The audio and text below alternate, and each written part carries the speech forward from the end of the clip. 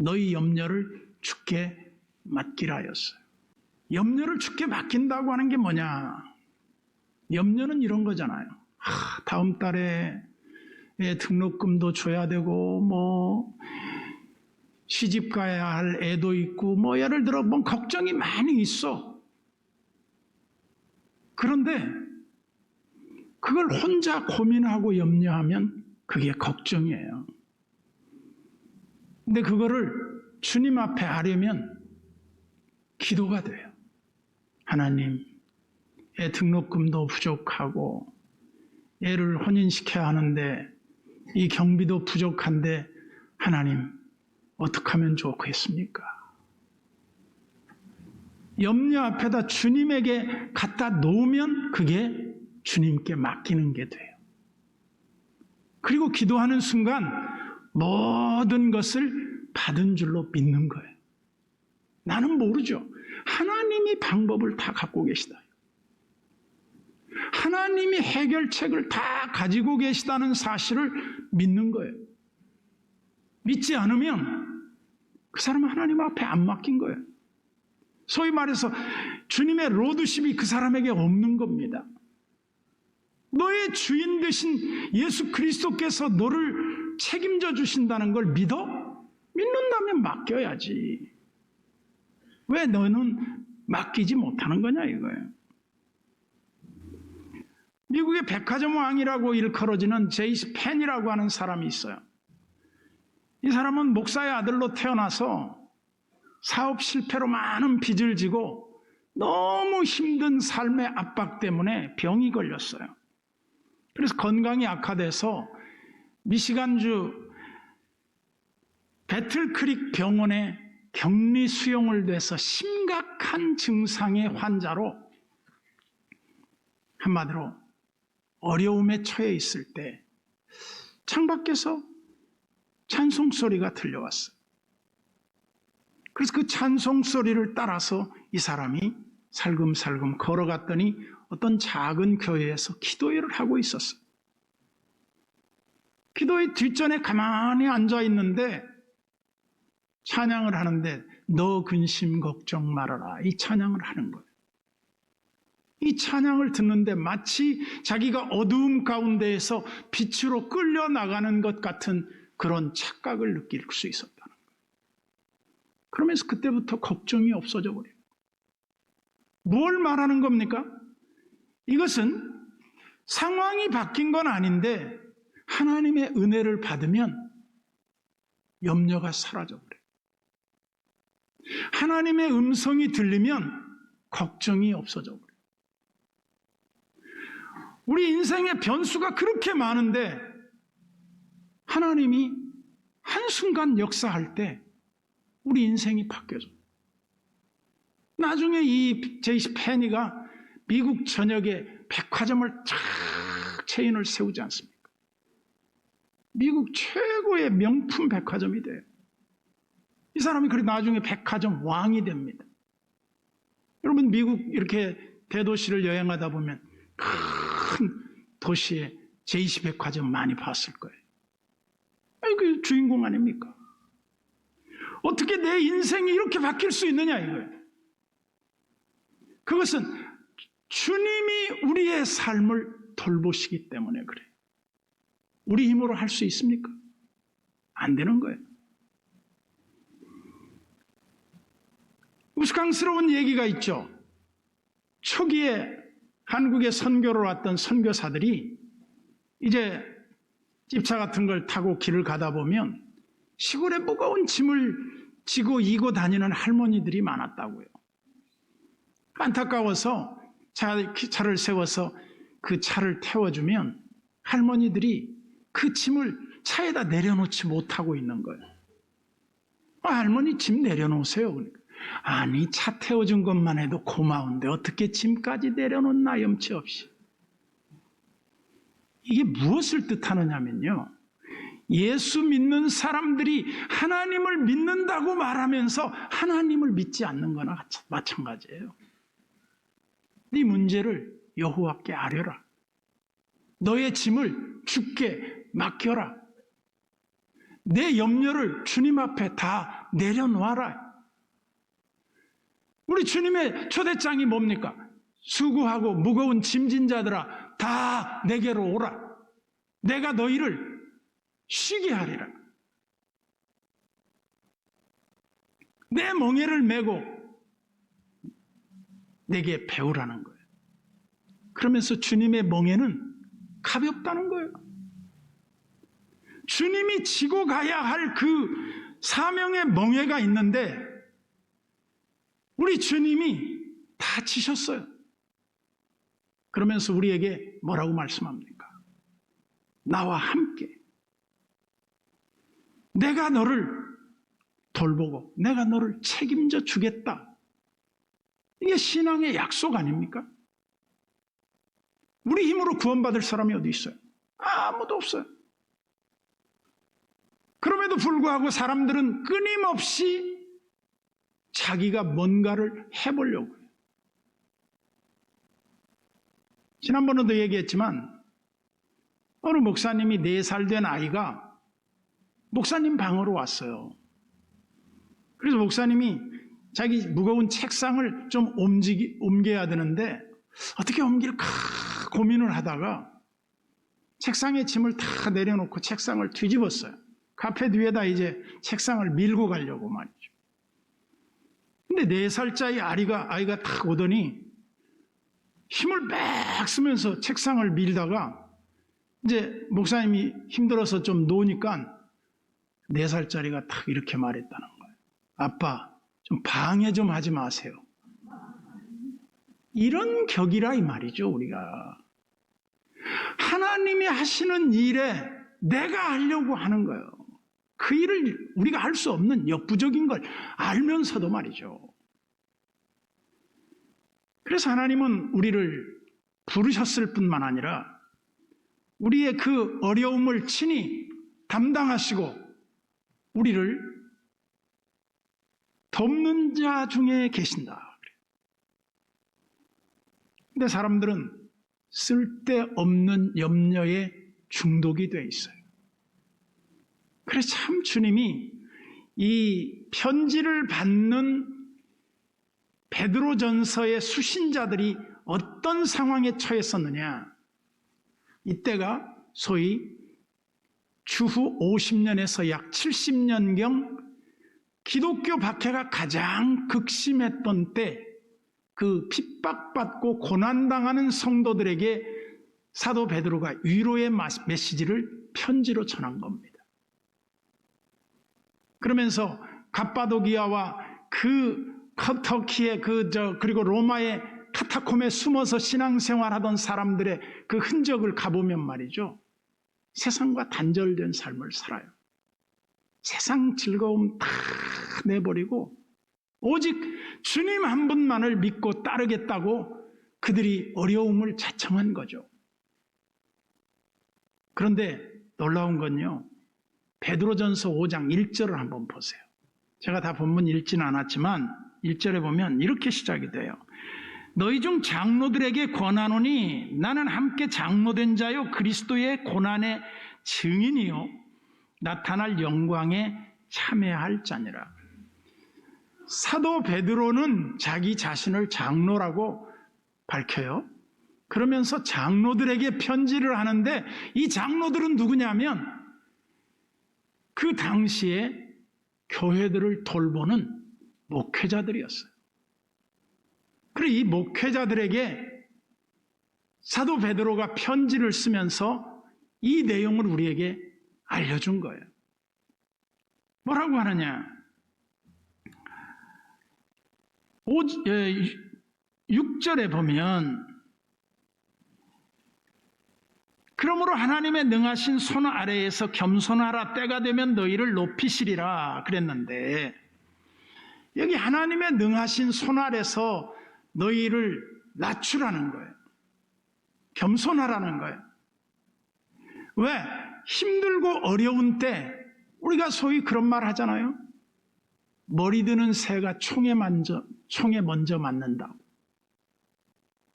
어려운 때 하나님 앞에 고개 뻣뻣이 들고 다니는 거 아니에요. 어려울 때는 겸손히 허리를 동이고 낮은 자세로 하나님 앞에 엎드려 있는 거예요. 이게 신앙의 중요한 승리 원리거든요. 그래서 엎드려 있어야 돼요. 태풍이 불 때 자리를 들고 막 뛰어다니는 게 아니에요. 태풍이 불 때는 납작 엎드려 있는 거예요. 엎드려 있으면 어때요? 바람이 지나가요. 그 어려움이 지나가는 거예요. 그래서 신앙의 많은 부분이 무엇과 연관이 되느냐? 겸손, 기다림, 인내, 이런 게 필요해요. 예수 믿고 구원받아서 그냥 천국 바로 들어가는 게 아니니까요. 그래서 염려를 주께 다 맡겨버려라. 7절에 보세요. 이는 왜 그렇게 하냐? 그가 너희를 돌보심이라. 옛날에는 너희를 권고하심이라 그렇게 되어 있죠. 저는 참 이 구절 좋아합니다. 하나님이 우리를 돌보신다. 물총새와 참새가 대화를 나누는데 우하지만 이런 이야기를 해요. 야, 왜 인간들은 저렇게 걱정이 많으냐? 왜 저렇게 사냐?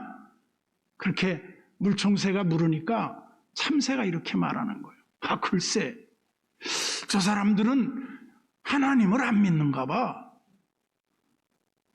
하나님을 믿으면 저렇게 걱정할 필요가 없을 텐데. 왜? 하나님은 먹이시고 입히시고 다 우리도 하나님이 책임져 주시는데, 아니 하나님이 쟤네들의 하나님이 아니시란 말이야? 우리는 먹을 것, 입을 것, 마실 것 준비 안 해도 하나님이 다 주신단 말이에요. 저는 어느 때 이렇게 겨울에 말이죠. 눈이 막 쌓여서 새들이 먹을 게 없어요. 다 눈에 덮였어. 그러면 새들이 뭘 먹고 사나 이렇게 쳐다보고 있는데 어떤 사람이 곡식을 가지고 가다가 길에 달바가 엎어졌어. 그래서 새들이 와서 그걸 다 먹더라고. 무슨 말이냐면 예측 못하는 준비된 하나님의 은혜가 우리들에게 있는데 안 보여요. 어디 있는지 몰라요. 그래서 성경은 마태복음 7장 7절, 8절, 9절에 뭐라고 말해요? 구하라, 주실 것이요. 찾으라, 찾을 것이요. 문을 두드리라, 열릴 것이다. 우리가 신앙이 많은 부분이 그런 부분이 있어요. 뭘 먹을까, 뭘 마실까, 뭘 입을까. 염려. 그런데 성경은 우리에게 뭐라고 말해요? 아무것도 염려하지 말고 모든 일에 기도와 간구로 너희 구할 것을 감사함으로 하나님께 아뢰라. 그리하면 모든 지각에 뛰어난 하나님의 평강이 그리스도 예수 안에서 너희 마음과 생각을 지키시리라. 여러분 자주 제가 인용했죠. 꽃 파는 할머니의 그 미소, 늘 웃고 계시는 꽃 파는 할머니가 있었어요. 그 사람들이 물었어요. 할머니, 뭐가 그렇게 좋아서 맨날 웃으세요? 아, 나야 뭐 맨날 좋은 일만 있겠나? 그렇지만 나는 말이야, 예수님의 십자가의 달리심과 부활을 믿네. 내게 생기는 어떤 어려운 문제도 나는 3일을 기다려보기로 했네. 3일이 지난 후에 내 인생이 반전되지 않은 적은 한 번도 없거든. 저는 그 할머니의 말이 내 머릿속에 성경 못지않게 박혀 있어요. 부활의 신앙이 뭐냐? 우리를 그 어려움에서 하나님이 일으키시는 거예요. 하나님이 우리의 그 어려운 상황을 바꾸시는 거예요. 여러분 성경에 보면 말이죠. 엘리사에 대한 이야기가 나와요. 엘리사 때에 보면 아람 군대들이 예루살렘을 주변에 둘러싸고 말이죠. 완전히 봉쇄를 했단 말이에요. 곡식을 구할 수가 없으니까 나귀 대가리 먹지도 않는 거 막 사다 먹는 거예요. 응? 비둘기 똥을 사다 먹어요. 덜 소화된 거 그거 먹으려고 말이죠. 그 다음에 자식을 삶아 먹어요. 먹을 게 없으니까. 근데 왕이 엘리사를 찾아가서 하나님의 살아계심을 두고 맹세하지만 하나님이 살아계시다면 어찌 이런 일이 있을 수 있습니까? 라고 항의를 해요. 그때 엘리사가 뭐라고 말합니까? 내일 이맘때 곡식이 남아돌아서 밀 한 수아에 한 세겔을 하고 보리 두 수아에 한 세겔을 할 겁니다. 에이, 하늘에서 하나님이 구멍을 내신다고 해도 그런 일이 있겠습니까?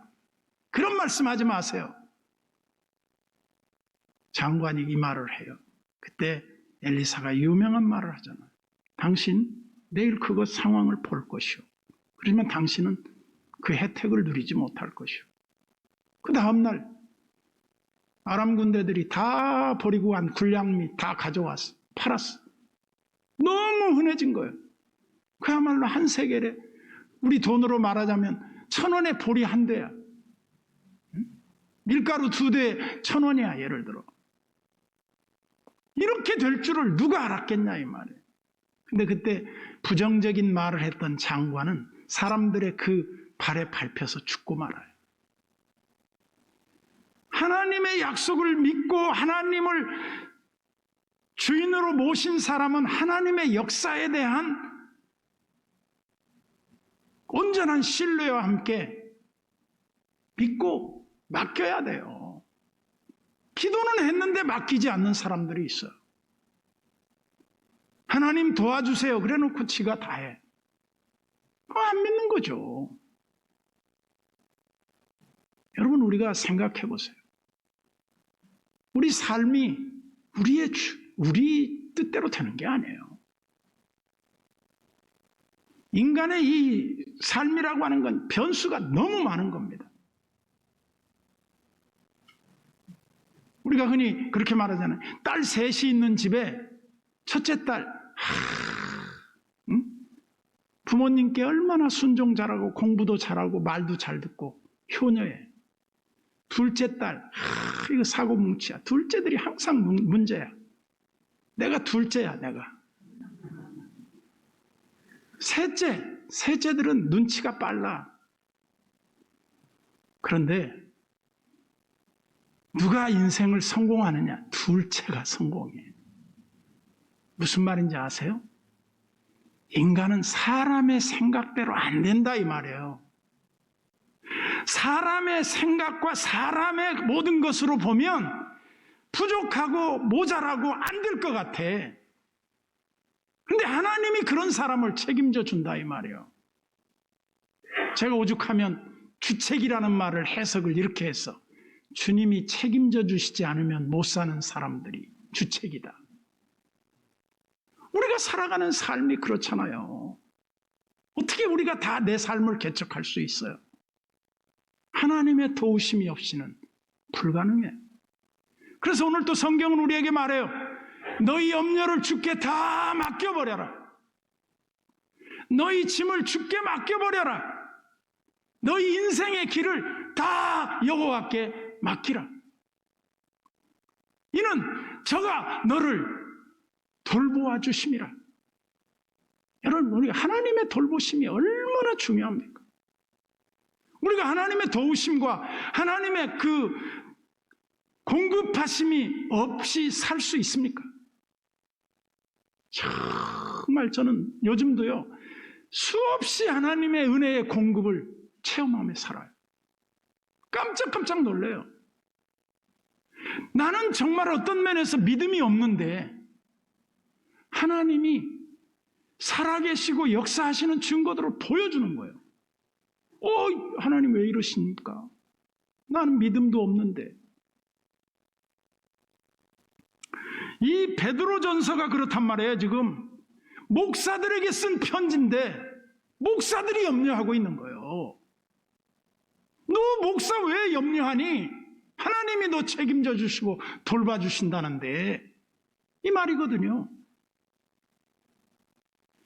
그러면서 8, 9절에 이렇게 말합니다.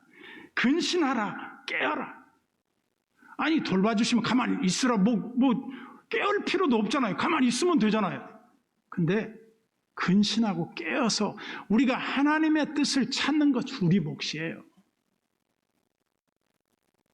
감나무 밑에서 감이 떨어지기를 가만히 기다리라. 이런 신앙은 없어요. 내가 믿음으로 한 발자국을 내디디면 돼요. 우리는 미리 염려할 필요가 없습니다. 10년 뒤, 20년 뒤를 우리가 어떻게 하지? 100세 시대에 내 삶이 어떻게 되는 거지? 그런 걱정하지 마세요. 왜냐? 내가 서 있는 자리에서 믿음으로 한 발자국만 내디뎌요. 왜? 나머지는 하나님이 하는 거지 네가 하는 게 아니야. 막 우리가 내일 일을 염려해요. 그런데 성경은 내일 일은 내일이 염려할 테니까 네가 뭐 염려하지 마라 이거예요. 왜 내일 당하지도 않은 일을 네가 미리 염려하느냐 이거죠.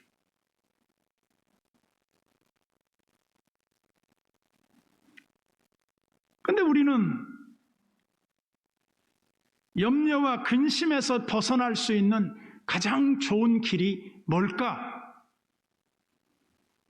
그것은 하나님 앞에 맡기는 것인데, 하나님 앞에 맡긴다고 하는 구체적인 실제적 방법이 뭐냐면 루터가 이런 말을 했어요.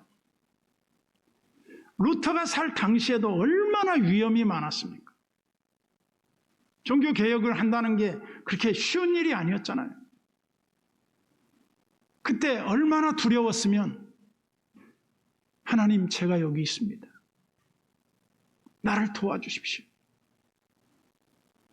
그런데 자기가 밤에 잠자리에 들 때 그 사망의 두려움이 자기를 막 덮쳐오는 거죠. 얼마나 힘들었겠어요. 그때 하나님 앞에 기도하는 거예요. 하나님, 이 문제가 제 문제입니까? 하나님 문제입니까? 종교개혁하는 문제가 하나님 문제입니까? 제 문제입니까? 하나님 문제라면 내가 이거 걱정할 필요가 없어야 하는데 내가 너무 걱정이 많습니다. 하나님이 책임져 주십시오. 그리고 이제 기도하고 편안하게 잠이 들었어요. 하나님이 그를 보호해요. 결과적으로 종교개혁이 성공을 합니다. 그런데 루터가 그런 말을 했잖아요. 하나님의 문제면 하나님이 맡아주시고 하나님이 책임져 달라고 맡긴 다음에 그가 편안하게 잠을 잤어요. 그게 진짜 맡긴 거예요. 맡기지 못했으면 어때요? 잠이 안 와야죠. 뒤척하고 잠을 못 자는 거예요. 근데 여러분 시편에 보면 그렇잖아요.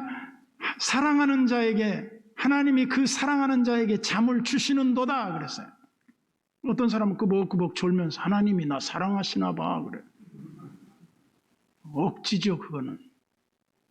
근데 그 말의 의미를 뜯어보면 무슨 의미냐? 하나님은 내가 잠들어 있을 동안에도 복을 주시는 분이다 이 말이에요. 내가 의식하지 못하는 동안에도 하나님은 나에게 복을 주시는 분이다. 그러니까 염려하지 말라 이거예요.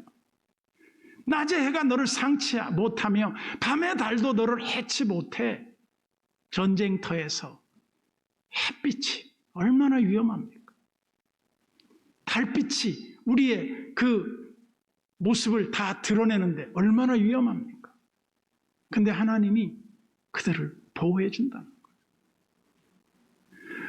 우리의 삶 전 영역이 하나님의 돌보심 속에 있다는 것을 믿으시기 바랍니다. 하나님이 하시는 일을 전적으로 신뢰하고 믿으면 하나님 앞에 맡길 수 있어요. 하나님 앞에 기도한 것을 받은 줄로 믿으면 돼요. 진짜 깜짝깜짝 놀랄 그런 기적적인 역사들에게 하나님이 여러분들에게 실제적으로 그런 은혜를 주시기를 주님의 이름으로 축원합니다.